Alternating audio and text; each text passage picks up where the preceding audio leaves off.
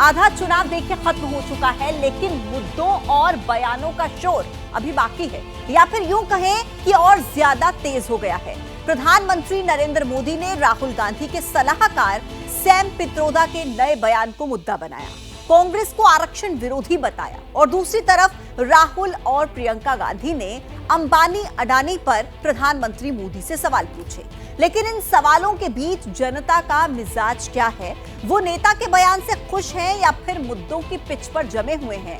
यही पता लगाने के लिए मेरे सहयोगी श्रीनिवास और कैमरा पर्सन राजेश जनता के बीच पहुंच रहे हैं, और इस बार पश्चिम बंगाल की वोटर वाणी आपके लिए लेकर आए हैं। वोटर और मोदी फैक्टर का समीकरण समझाती ये रिपोर्ट आप देखिए।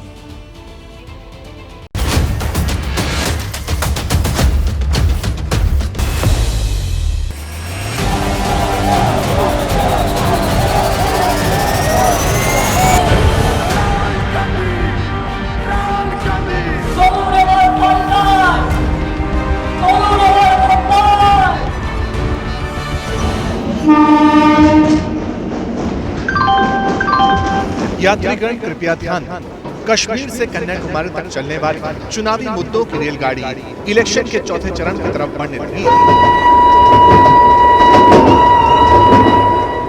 3 चरणों की वोटिंग वाले स्टेशन पार हो चुके हैं। वैसे आपको बता दें, ये कोई साधारण सी रेलगाड़ी नहीं है जनाब, ये है चुनाव की फर्राटा एक्सप्रेस। जमकर सीटी बजाती है, जनता के मुद्दे गिनाती है, साथ ही नेताओं के बयान भी।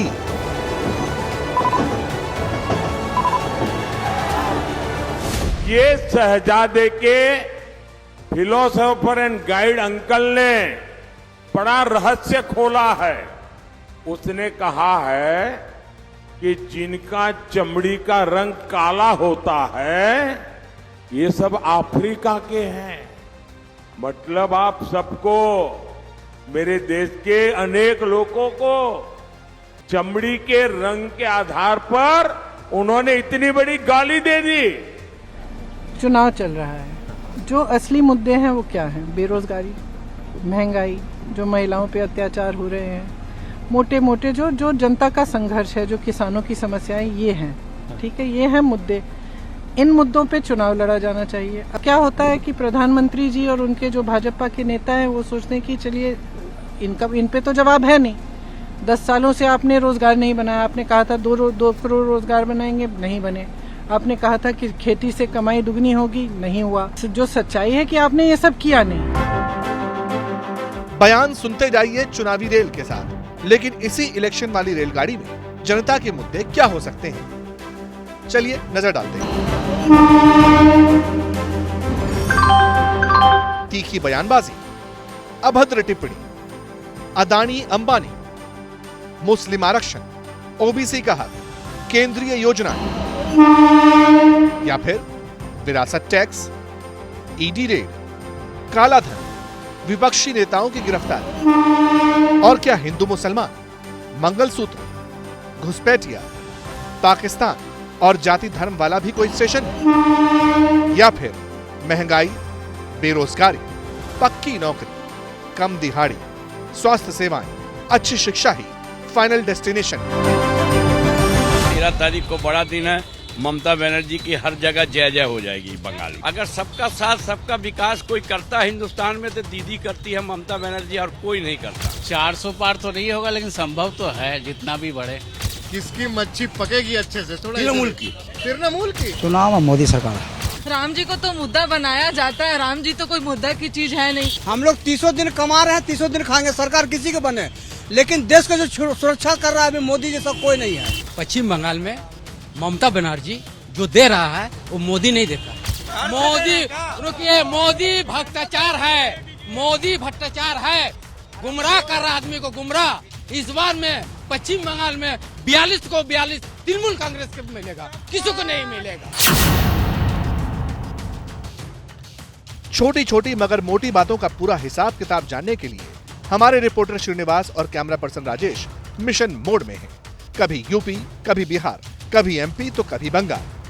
अब की बार खत्म इंतजार। नए शहर में कैमरा, रिपोर्टर सब तैयार।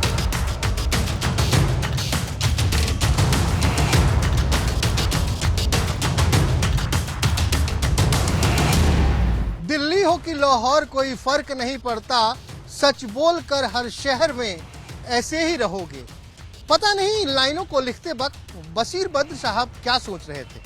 नमस्कार, मैं हूं श्रीनिवास और इस वक्त मैं मौजूद हूं पश्चिम बंगाल के आसनसोल में, जहां दो सियासी दिग्गजों के बीच मुकाबला है, जहां तृणमूल की टिकट पे शत्रुघ्न सिन्हा ताल ठोक रहे हैं, तो वहीं दूसरी तरफ से भारतीय जनता पार्टी के दिग्गज एसएस अहलुवालिया चुनौती दे रहे हैं। चलेंगे जनता के पास और जानेंगे उनसे कि आखिर क्या है उनका सियासी मिजाज। कोलकाता से 200 किलोमीटर दूर आसनसोल शहर विकास की झलक और सांस्कृतिक विरासत को अपने दामन में समेटे हुए नए सियासी संग्राम के लिए तैयार है। आसमान पर तो नेताओं के पोस्टर चमक रहे हैं, मगर जमीन पर मछली सब्जी भाजी के लिए जूझता ग्राहक, यानी आप और हम जैसे वोटर। चुनाव का वक्त है बाजी, बड़ा दिन 13 तारीख को भी आने वाला है। 13 तारीख को ही तो चुनाव का वक्त है। 13 तारीख को बड़ा दिन है। ममता बनर्जी की हर जगह जय जय हो जाएगी बंगाल में। ममता बनर्जी की हर जगह जय जय हो जाएगी, हर जगह जय जय बंगाल में हो जाएगी। 200-400 पार का नारा नहीं होगा, 200 पार के नीचे ही का नारा रहेगा। 200 पार के नीचे का नारा रहेगा।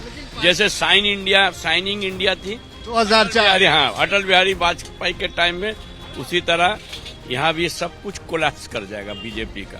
राम जी तो अब एकदम राजनीति के केंद्र में है, फोकस में है। दादा राम जी भी गुस्सा हो गए हैं, नाराज हो गए हैं। मोदी जी को बोलते मेरा छोड़ दो, अब हमको बहुत हो गया, छोड़ दो अब हमको बहुत हो गया। 13 तारीख में किसकी मच्छी पकेगी अच्छे से? थोड़ा तृणमूल की 100%। क्यों दादा? हाँ, 2019 में तो आपने कमल खिला दिया था यहाँ। नहीं, बीच में फिर बदल दिए थे। तो बीच में जो काम जो हुआ, लक्की भांडार हुआ, लक्कीश्री हुआ, कन्याश्री हुआ, सबूत साथी हुआ, ये तो फायदा है ना। मुद्दा यही सब रहेगा जरूर। आम पब्लिक के लिए तो काम हो रहा है, साथी कार्ड आम पब्लिक को तो काम हो रहा है। तो मोदी जी का ये शासनकाल कैसा लगा 10 सालों का? शुद्ध बाकलिंग मार के चला गया। क्या मार के? बाकलिंग मार के, कुछ काम नहीं किया। मसलन देश में ऑल इज वेल की जमीनी हकीकत क्या है? समृद्ध और संघर्ष भारत के बीच में आम वोटर के दिल का दर्द क्या है? क्या विकास की लहर है या महंगाई बेरोजगारी का अंडरकरंट? बयानबाजी से वोट बढ़ेगा या नौकरी के मुद्दे पर घटेगा? इसी उधेड़बुन में श्रीनिवास आगे बढ़े तो वोटरों के नए तर्क उनका इंतजार कर रहे थे। ये जो लोग रोजगार का बात कर रहे हैं, तो बंगाल सबमिट होता है, तो बंगाल सबमिट में अभी तक इतना बेरोजगारी क्यों है? 2 बार 3 बार हो चुका बंगाल सबमिट, बिजनेस सबमिट हो गया ना, दीदी क्या है ना उन्हीं को, तो अब तक क्यों नहीं हुआ विकास?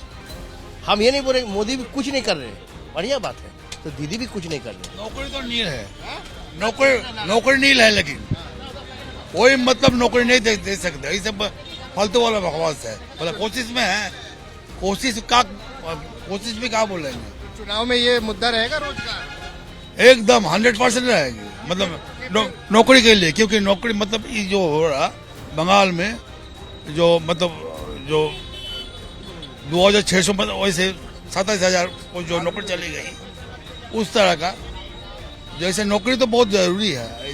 इसको आप ये नौकरी नहीं मिल रहा तो जिम्मेदार कौन? जिम्मेदार सरकार। और कौन सी वाली सरकार? ममता दीदी? नो, बहुत।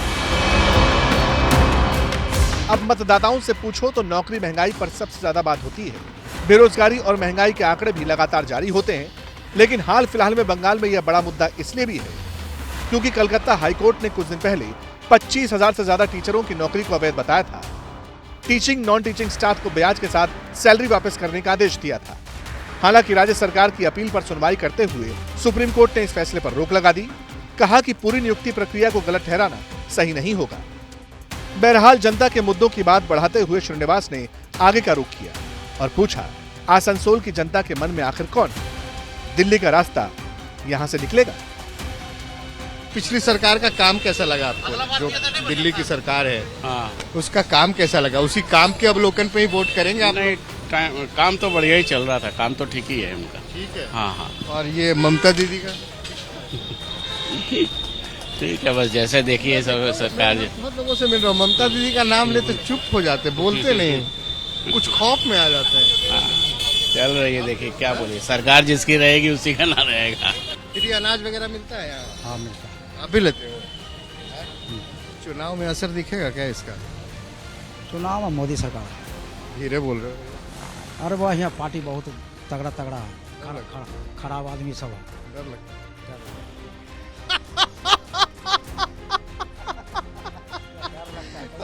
डर लगता है यार, क्या धमका देता है? हाँ पूरा धमका दे। चलो भैया, अपनी जिसको देना होगा दे देंगे। अभी बोलने से खड़ा होगा।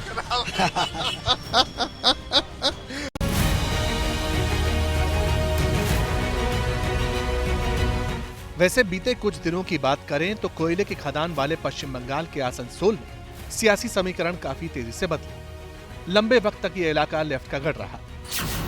2009 में सीपीएम के बंसा गोपाल चौधरी जीते।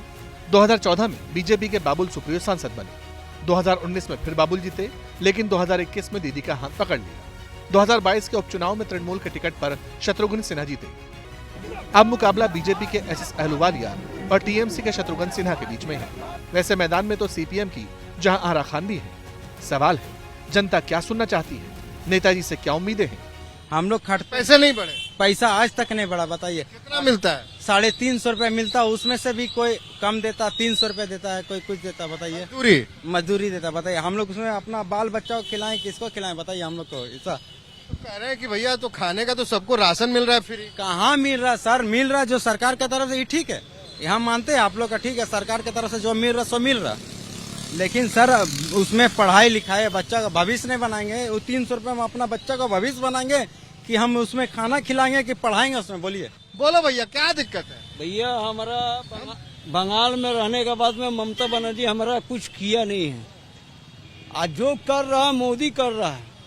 मोदी करने के बाद में पश्चिम बंगाल में सब सरकार तरफ से लेडीज का घर में बाथरूम बना हुआ है, घर बना हुआ सरकार तरफ से।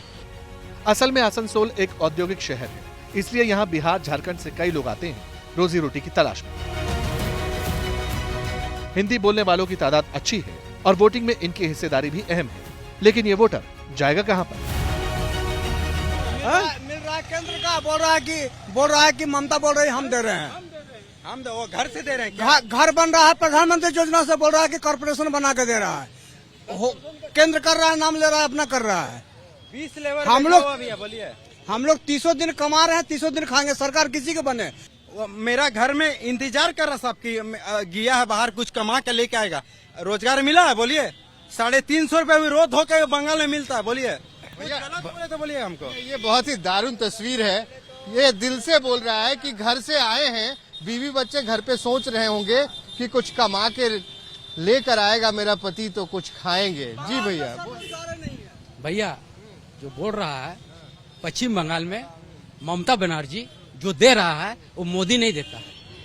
पश्चिम बंगाल में लक्ष्मी भंडार दे रहा है, कन्याश्री दे रहा है, रूपश्री दे रहा, चावल दे रहा, सब कुछ दे रहा। अब मोदी का गुण गा रहा है, मोदी का गुण गा रहा। मोदी, रुकिए, मोदी भ्रष्टाचार है। बात निकली तो दूर तक गई। समझदारी इसी में थी कि माहौल को समझते हुए श्रीनिवास थोड़ा आगे बढ़े, नई जगह पहुंचे, कुछ और लोगों से मिले। बातों का सिलसिला फिर चल निकला, लेकिन बंगाली संगीत के साथ। আগুনের পরশমণি ছোঁয়াও প্রাণে এই জীবন পূর্ণ করো, এই জীবন পূর্ণ করো, এই জীবন পূর্ণ করো। 95% ऐसा ही हालत में है जो दो माने ठीक से खाना भी नहीं मिल रहा है। ऐसा सिचुएशन 80%। तो यहाँ तो 80 करोड़ लोगों को बात की जा रही है कि फ्री अनाज दिया जा रहा है। अच्छा, फ्री अनाज दिया जा रहा है, कोई नहीं बोल रहा है कि हम लोग नौकरी देंगे। नौकरी चाहिए, जो सरकार नौकरी देगा उनके हमको वोट देंगे। अब तो देख लिया 10 साल, ये भी दीदी भी 2011 से हैं, मोदी जी भी 2014 से हैं, इतने दिनों से तो हैं सब। वो बांग्ला में एक तो बात है ना, जो लंकाय जे जाबे से रावण होबे, राजा होबे, সেটাই হচ্ছে। जो लंका जाएगा वही रावण हो जाएगा। बिल्कुल सार समझा दिया दीदी ने, धन्यवाद। कह रही है कि किसी को भी जिता के भेजो, जो कुर्सी पे बैठेगा, जो लंका जाएगा वही रावण हो जाएगा। कहावत है, कोस कोस पर बदले पानी, 4 कोस पर वाणी। 4 कोस क्या, 4 कदम पर ही माहौल बदल रहा था। वोटर के विचार, वाणी, सब कुछ चेंज हो रहे थे। श्रीनिवास सुन रहे थे, मतदाता मुद्दे गिना रहे थे, पसंद बता रहे थे। संदेश खाली तो सजाया हुआ है, घटना नहीं है तो ना। दीदी बोली सजाया हुआ है। हाँ, संदेश खाली जाके देखिए ना, महिला लोगों से पूछिए, आम महिला लोगों से पूछिए वहाँ पर क्या है। वहाँ तो पूरा महिला लोगों को घर से उठा के रेप किया है। यही तो बंगाल में चल रहा है ना। कहाँ किसी महिला ने कहा कि रेप किया है? सब महिला लोग वहाँ प्रोटेस्ट किया, झाड़ू लेके। हाँ, क्या ये देखे नहीं झाड़ू? तो दीदी तो महिलाओं की बात करती हैं, कह रही हैं 1000 रुपया दे रहे हैं लक्की भंडार। तो 1000 रुपया तो दीदी बोल रहा है। और वेस्ट बंगाल का जो युवा लोग है, अनएम्प्लॉय है, वो लोग तो अनएम्प्लॉय रह गया है। ना ही कोई कल कारखाना, ना ही कोई फैक्ट्री, यहाँ पर सब बंद हो चुका है। जितना था वो भी बंद हो चुका है। जो मोदी जी करते ना, वो ज्यादा बोलते नहीं है। वो 100% करेंगे, नहीं बोलेंगे वो और डेफिनेटली और करेंगे। वो देश के लिए ये हम लोग का दावा है। जो बोलेंगे वो तो करेंगे नहीं, जो बोलेंगे वो तो 100% करेंगे। इसीलिए तो बंगाल का सियासी रण दिलचस्प है। बीजेपी फाइट में है, मगर ममता के सपोर्टर भी एक्टिव है। ये बताइए, चुनाव में जो हिना की रंगत है वो किसके ऊपर चढ़ती हुई दिखाई दे? बिल्कुल शत्रुघ्न सिन्हा पर, इसमें कोई दो मत है नहीं है। यहाँ पर एक लाइन में खामोश कर दिया। बिल्कुल शत्रुघ्न सिन्हा फिर से दोबारा यहाँ पर भारी मतों से वो निर्वाचित होंगे। कि आप जो बोल रहे पश्चिम बंगाल में 5 से 8 सीट से ज्यादा बीजेपी आएगा ही नहीं। 8 सीट दे रहे हैं आप? 5 से 8 सीट दे रहे हैं। मुझे लगा आप 0 बोल देंगे। नहीं 0 क्या बोलूंगा। जो 5 से 8 सीट क्यों आ जाएगी उनको? आ जाएगी उन लोग का। देखिए दूसरा नीति है। क्या नीति है? उन लोग सिर्फ हिंदू और मुस्लिम। अच्छा, कौन बोलता है कुछ बेटी है? कौन बोलता है? हम लोग का जन्मभूमि जगह है, पूरा हिंदुस्तान हम लोग का है। कहा गया कि इनका वाला लूट के आपको दे दिया जाएगा। किसी का बाप का हिंदुस्तान थोड़ी है, सबका खून है इसमें शामिल। ओहो, राहत इंदौरी साहब सुना दीजिए लाइन पूरी। सबका खून है इसमें शामिल, किसी का बाप हिंदुस्तान थोड़ी है। देखिए, हम लोग बस एक लफ्ज में कहना चाहते हैं कि हम लोग पश्चिम बंगाल में ममता बनर्जी की सरकार को मजबूत करेंगे, चाहे उनका मजबूत है ही यहाँ दिल्ली वाली सरकार, दिल्ली में भी भेजेंगे। सफर अब आखिरी पड़ाव पर था। लोगों की बातें सुनकर इतना तो पता चला कि आसनसोल का थॉट प्रोसेस क्लियर है, कोई शंका नहीं। दीदी बनाम दादा, मुकाबला वाकई दिलचस्प रहेगा। जनता तो मुर्गा बन गया है, जनता तो मुर्गा बन के बैठा हुआ है, कुकड़ू कर रहा है। बस जनता का मुर्गा होना बिना कुछ नहीं है। कोई भी जाएगा अपना सोच, भलाई सोच, सबके लिए भलाई करेगा, यही सोच में कोई जाते हैं अभी। तो चलिए दादा के इन्हीं बातों के साथ आज के इस एपिसोड को यहीं विराम देते हैं। अगले एपिसोड में फिर किसी और लोकसभा क्षेत्र में मुलाकात होगी। नमस्कार।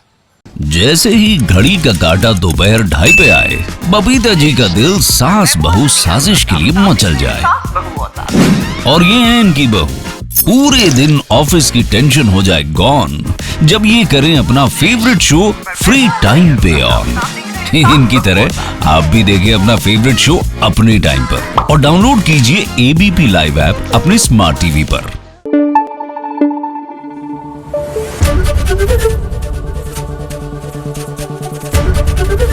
एबीपी न्यूज आपको रखे आगे।